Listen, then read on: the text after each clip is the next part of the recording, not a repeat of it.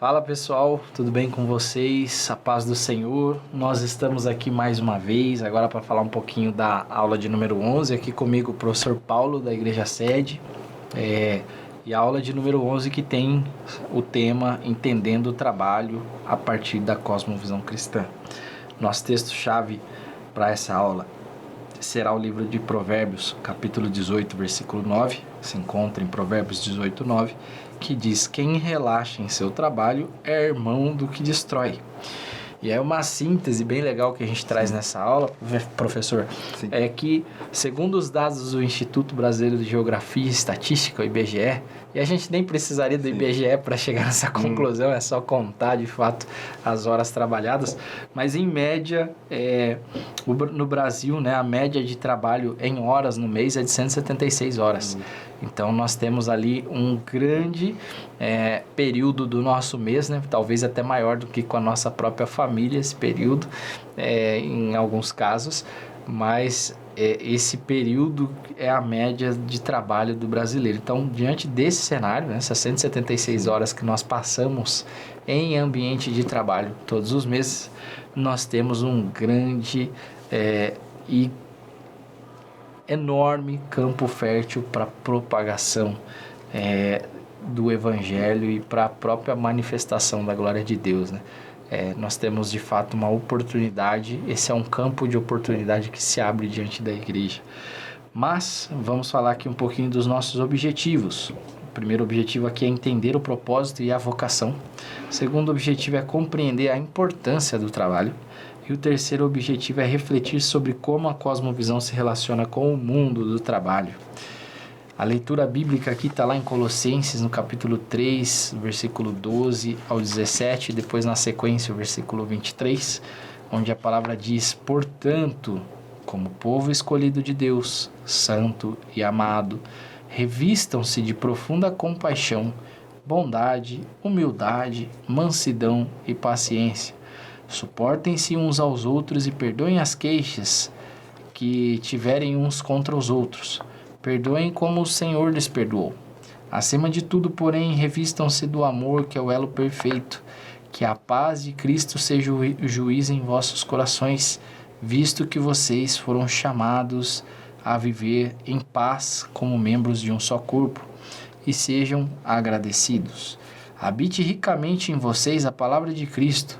Ensinem, aconselhem-se uns aos outros com toda a sabedoria e cantem salmos, hinos e cânticos espirituais com gratidão a Deus em seus corações. Tudo o que fizerem, seja em palavra ou em ação, façam-no em nome do Senhor Jesus, dando por meio dele graças ao Pai. Tudo o que fizerem, façam de todo o coração como para o Senhor e não para os homens. E aqui eu gostaria de ouvir, professor, a sua introdução a essa aula. Nós vamos conversar um pouquinho aqui sobre, então, para poder compartilhar com os nossos irmãos um pouquinho do conteúdo que eles podem ali, como sugestão, levar para as aulas. Temos aqui uma apresentação sobre o povo de Deus vivendo perante os homens. Então, é um povo escolhido por Deus, que é separado, que é diferente, que está vestido, né, com vários elementos para viver, né, essa vida cristã plenamente.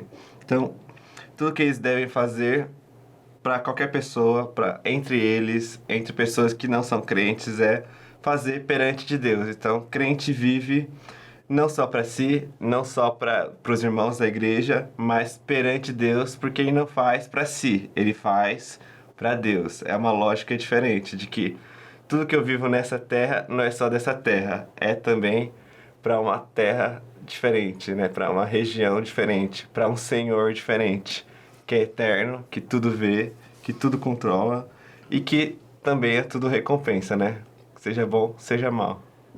E o legal desse texto, né, e dessa sua colocação aqui também é voltarmos lá nas primeiras aulas, onde a gente falava um pouquinho sobre a diferença, né, do mundo secularizado e da cosmovisão cristã, né? Então, o mundo secularizado, ele sempre vai olhar para o eu.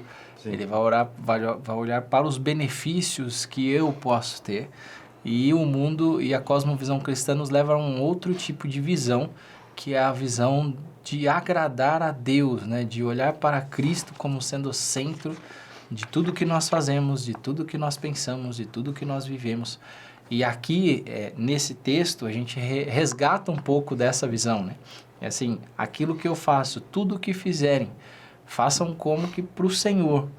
Porque muitas vezes nós entramos nos nossos ambientes de trabalho e nós queremos defender aquilo que é nosso, né? O nosso salário, o nosso emprego, a nossa atividade, a nossa reputação. E o convite aqui é que a gente saia um pouco desse sentimento do eu, né? E entre um pouco nessa visão do propósito do trabalho. Qual é o propósito? A quem nós queremos, né? Então, resgatar esse propósito, resgatar a consciência de quem nós queremos agradar com o nosso trabalho, né? Então, é importante que a gente entenda, de fato, qual é o propósito e qual é a nossa vocação. Mas a gente vive um cenário, hoje, né? Que eu trago aqui na revista, não sei quantos já viram ou já ouviram falar desse termo, que é o mundo VUCA, né? O mundo VUCA, ele remete à ideia, né? Um conceito criado primeiramente pelo exército americano após a Guerra Fria, onde eles criaram esse conceito da volatilidade do mundo em que nós vivemos, das incertezas, da complexidade, da ambiguidade que existe no mundo. E, de fato, até uma das coisas que me motivou aqui a trazer esse contexto foi um tema estudado na pós-graduação há alguns anos. De fato, nós vivemos isso dentro do ambiente profissional, e não só isso no ambiente profissional, mas em todas as áreas da vida. A gente percebe que existe uma grande volatilidade, incerteza, complexidade, e nós vemos no nosso dia a dia que o mundo ele gira muito mais rápido, vamos dizer assim, a roda gira muito mais rápido do que girava anteriormente. A gente está vivendo um mundo de uma aceleração constante e muito grande. Então, um dos elementos que nós vemos e um dos impactos que nós vemos com essa aceleração, né? Muitas vezes no ambiente profissional existe uma pressão para que se implante tecnologias, e às vezes você nem terminou de implantar, já surgiu uma tecnologia nova e a pressão das empresas e dos profissionais para estarem, né, no topo da tecnologia, no topo de linha, para ser melhor que seus concorrentes. Essas pequenas coisas que vão sendo introduzidas e que entram dentro do nosso escopo de trabalho no dia a dia, muitas vezes nos levam a um caminho de perda do sentido ou do real propósito do trabalho na vida do crente. Sim. O real objetivo do cristão é agradar ao seu Senhor, independente da circunstância e do movimento. E o mundo VUCA, ele acaba prejudicando, né, ou trazendo ali ruídos nessa comunicação ou nesse pensamento, ou nessa forma de pensar o mundo a partir da cosmovisão cristã. Então, a importância, né, que nós temos de entender o nosso propósito, ela é total aqui, de resgatarmos corriqueiramente o nosso propósito diante desse cenário que nós vivemos. E o fato é que tudo que foi criado, assim como nós, foi criado para um propósito, né? A bola foi criada para ser chutada, a faca foi criada para cortar, a caneta para escrever, a câmera para filmar, a mesa para sustentar. Então, de fato, tudo que é criado segundo uma necessidade, e tudo que é criado também é criado por um propósito. Então, criam-se coisas para atender a um propósito e a uma necessidade. Então, nós, enquanto seres humanos, fomos criados por um propósito. E quando nós perdemos o sentido do propósito, é como se a faca que foi criada para cortar não cortasse mais.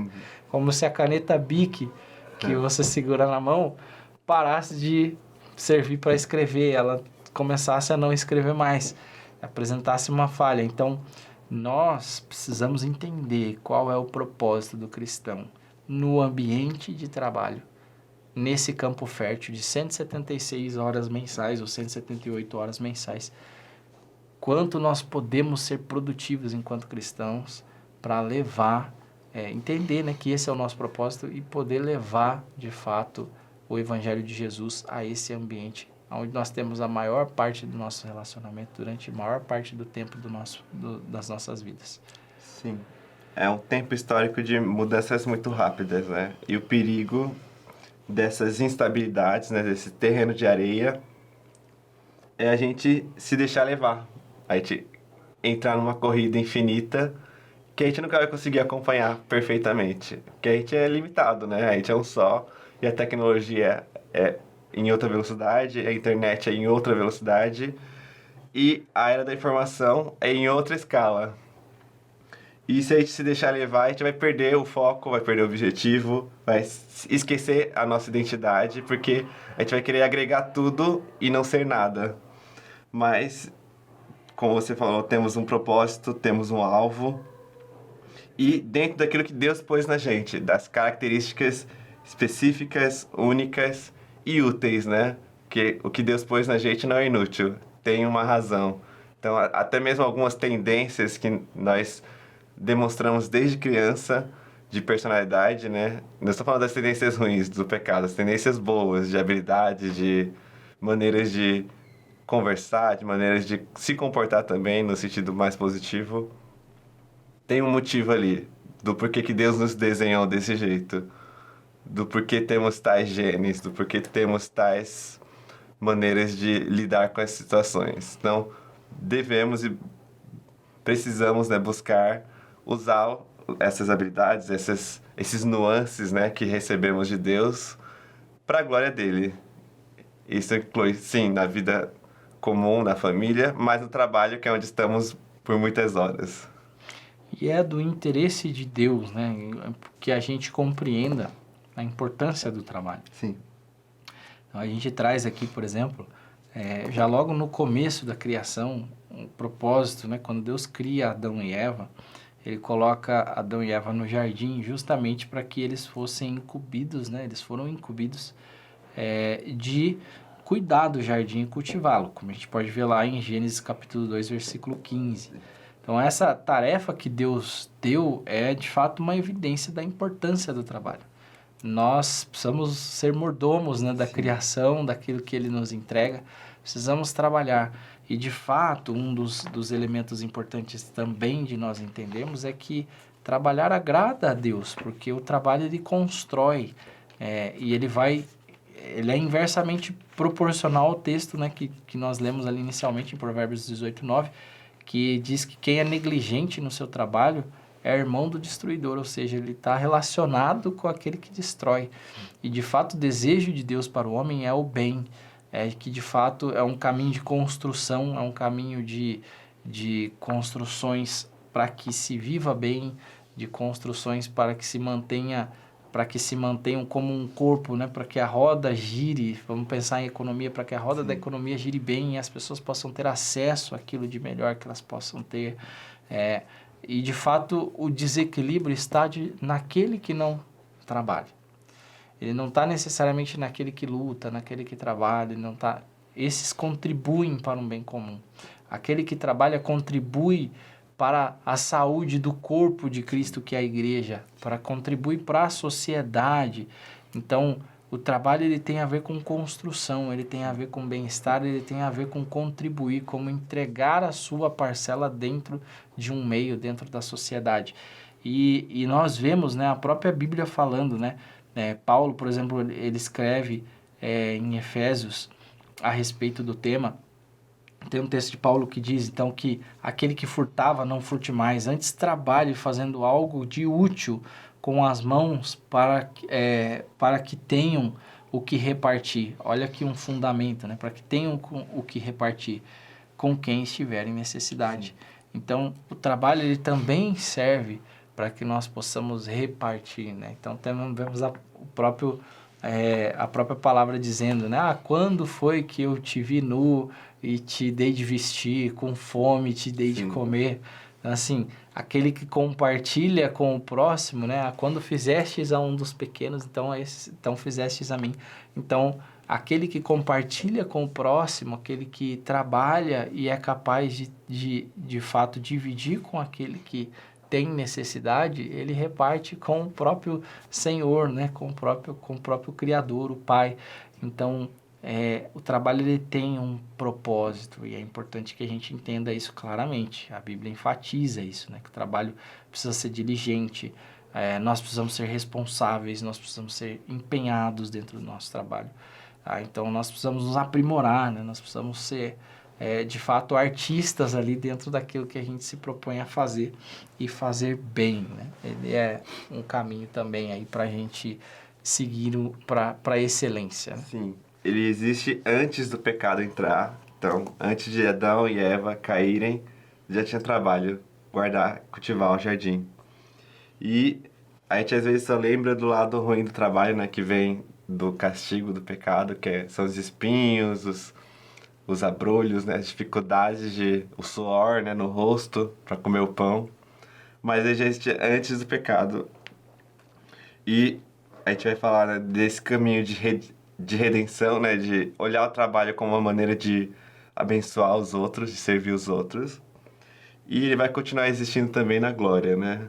Então, de que haverão cidades que serão administradas por crentes, né? Então, é uma das promessas de Deus de que receberemos galardões nesse sentido de trabalho também, mas não trabalho doloroso, trabalho com prazer, de criação, de cuidado, de administração, de gestão, de ser um servo de Deus abençoando vidas. E o trabalho, né, quando encarado da forma correta, ele passa a ser vivido da forma correta, não como uma punição, né? A famosa segunda-feira, os famosos elementos ali que a galera, nossa, vai tocando a música do jornal lá à noite e no domingo o pessoal já vai ficando triste porque na segunda tem que acordar para trabalhar. Não se trata disso.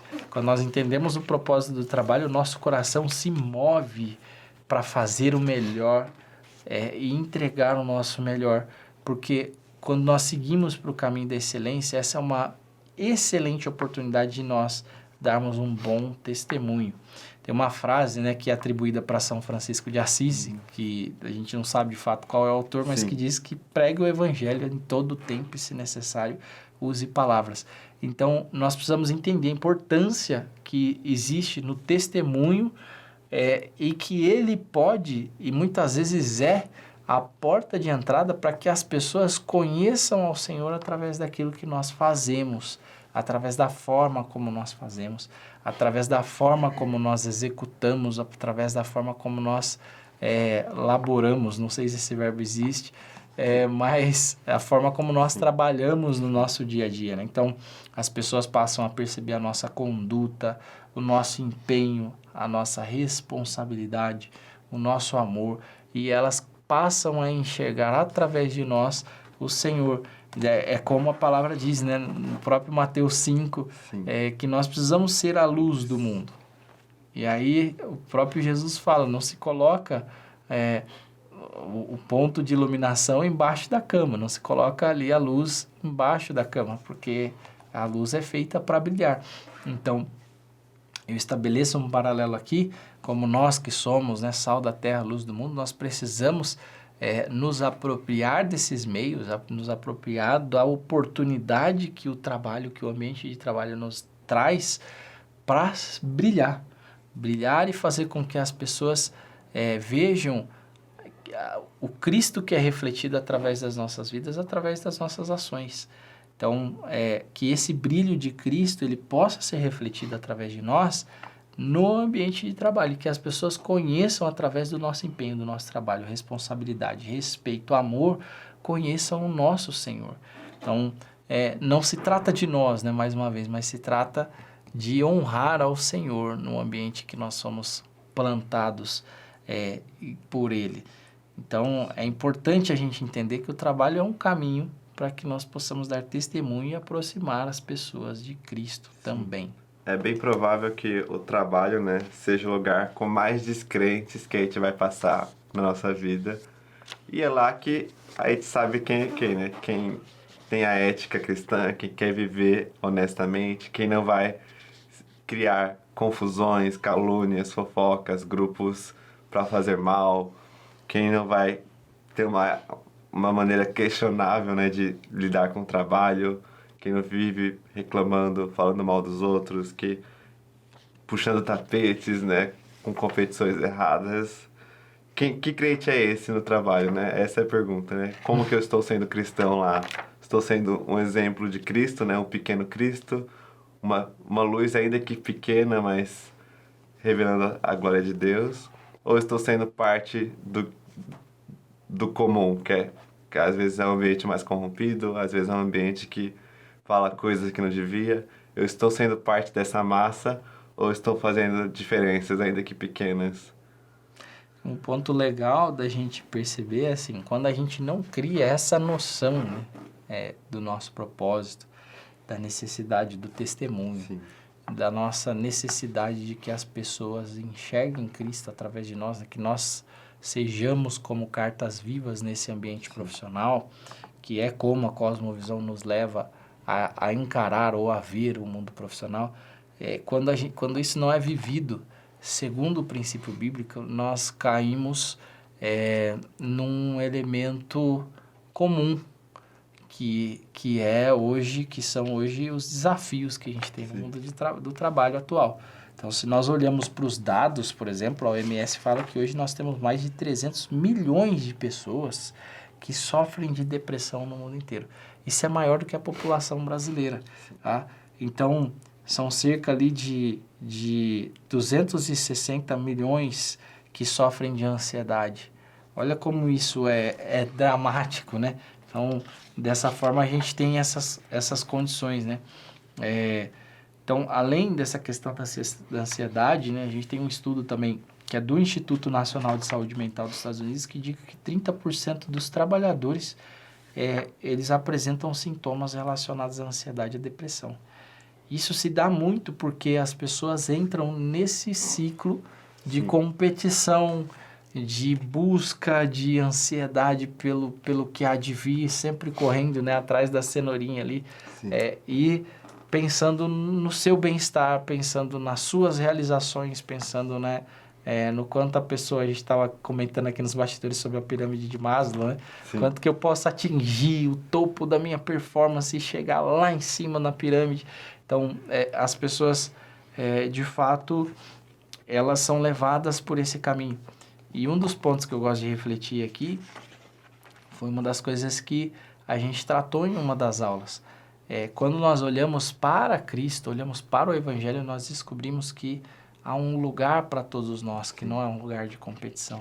Quando nós olhamos para o mundo do trabalho, nós sabemos que esse lugar é de competição o tempo todo, e essa é uma competição acirrada. De fato, se nós colocamos o nosso coração nesta competição, como a gente já falou também nas palavras de Paulo, se nós esperamos em Cristo somente para essa vida, nós somos miseráveis. Mas quando nós projetamos a nossa visão, não mais as nossas próprias realizações, somente as nossas próprias realizações, colocamos a finalidade do nosso coração nas realizações que nós podemos ter, e não no processo de honrar a Cristo, né, como em Colossenses está escrito, nós caímos nesse mundo e nessa rede comum, né, que pega ali boa parte das pessoas.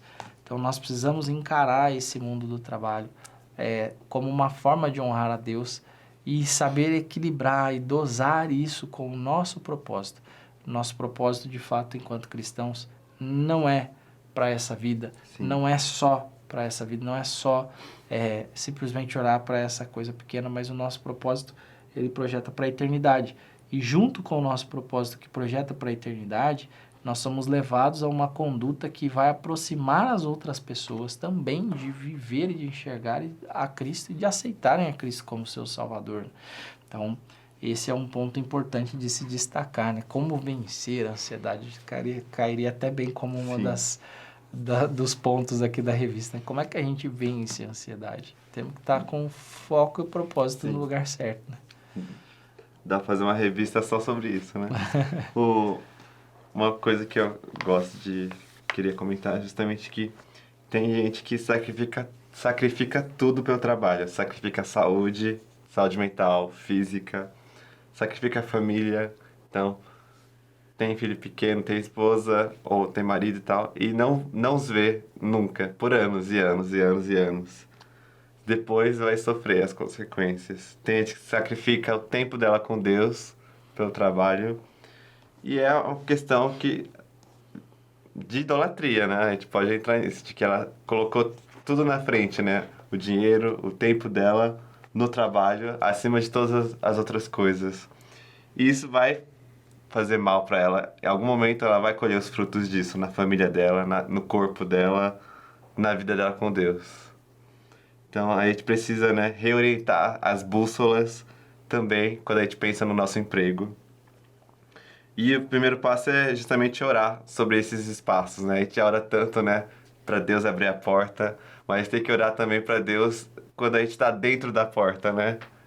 Então, enquanto a gente estiver nas empresas, nos nossos locais de trabalho, orar sim pelos nossos colegas, pelos nossos patrões, pelo nosso dia ali, porque serão muitas horas, muitas batalhas ali, internas e externas, o tempo todo, e tentar falar com Deus para que Ele seja, né, o nosso guia, né, para que a gente não viva esmagado pela roda, né, cego, né, como um robô que faz o que não entende, que o robô ele apenas segue os comandos, né, uma marionete que alguém programou. Não, a gente não está ali para isso, a gente está ali para entregar, sim, o nosso trabalho, né, ter a nossa produtividade, mas sem se perder, né, sem perder a identidade, né, não virar apenas uma engrenagem que não sabe para que existe. Exato. E Deus usa também, né, essa área da nossa vida, essa área profissional, como um elemento de alcançar pessoas.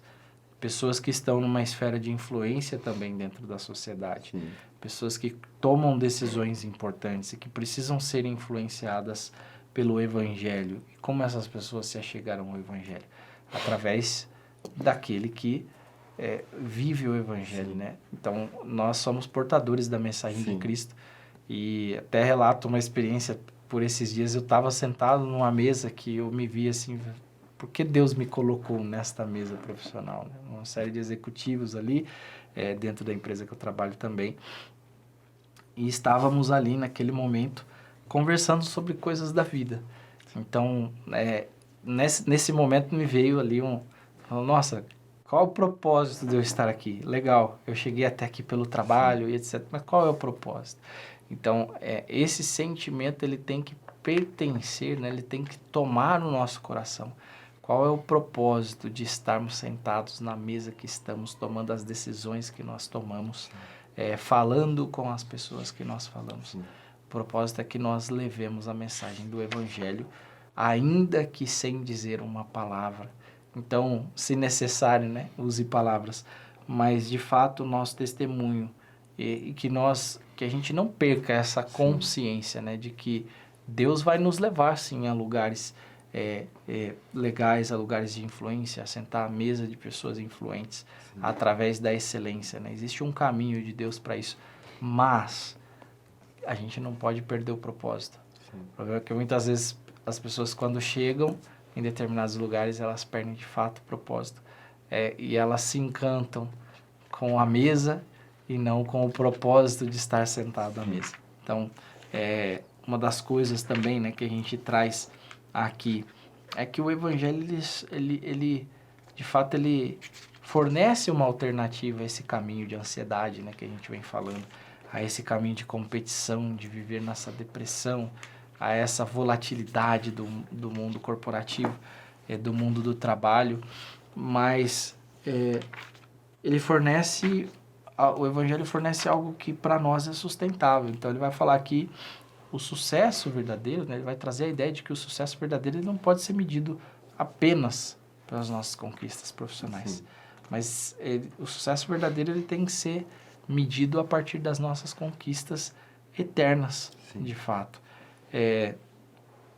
E aí, uma das formas, né, que nós precisamos revelar Cristo, exatamente o que a gente veio discorrendo aqui, o amor, em meio a ambientes que às vezes são até insalubres, né? Sim.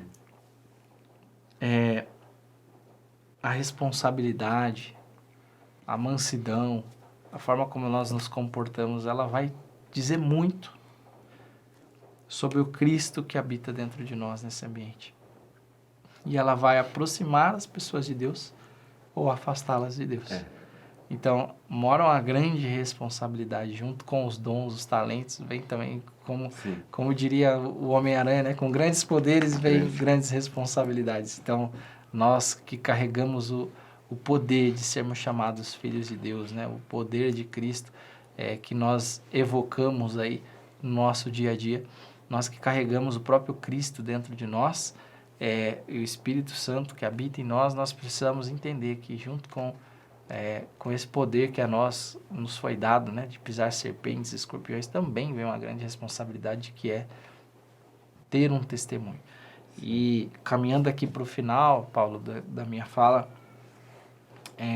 um dos pontos aqui, né, que nós precisamos entender é que o trabalho, ele traz um sentido para a vida. Sim.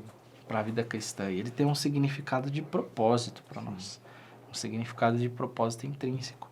Deus, ele projetou o ser humano para uma realização também. Sim. Então, nós precisamos entender, diante de Deus, o nosso propósito, o propósito para o qual nós somos criados, e os caminhos pelo qual Deus tem nos conduzido para que a gente possa cumprir o nosso propósito. Eu gostei, a abordagem da eternidade é importante, e também para ficar um pouco menos longe, né? Até no sentido terreno, né? Eclesiastes, né? O sábio vai olhar no capítulo 5:17, ele vai ver que é bom, né? Que o homem coma, beba e desfrute do seu trabalho, daquilo que o seu trabalho produz. Então, a pessoa que vive pelo trabalho, ela não desfruta, né? Ela acumula, e o perigo é virar o rico insensato, né? Pra onde vão suas riquezas, né? Se te pedirem sua alma hoje. Louco, né? Louco. O próprio Deus, né? Os anjos chamam aquele cara de maluco. Viveu, juntou um monte de coisa e não desfrutou nada. Vaidade, vaidade, diz o pregador, né? Tudo é vaidade.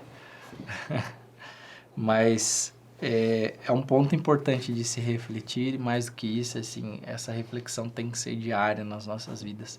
Nós precisamos saber nos relacionar, precisamos buscar a capacitação para um caminho de excelência, mas para que esse caminho de excelência nos leve a viver um propósito, que é a manifestação do reino de Deus em todas as áreas da nossa vida, inclusive na área profissional. Irmãos, ficamos por aqui então nessa aula de número 11, ainda temos 2 encontros, mas estamos chegando no nosso final de trimestre.